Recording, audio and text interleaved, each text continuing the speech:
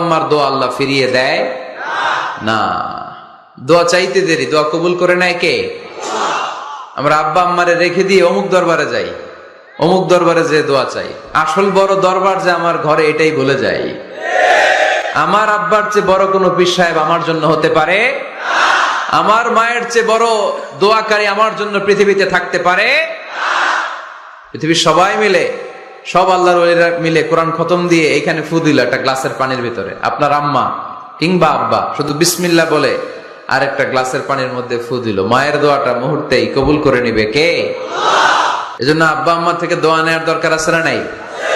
দোয়া চাইবেন, দোয়া চাইবেন। মায়ের মর্যাদা অনেক বেশি, বাবার চেয়ে 3 গুণ বেশি, কমসে কম। কয় গুণ বেশি?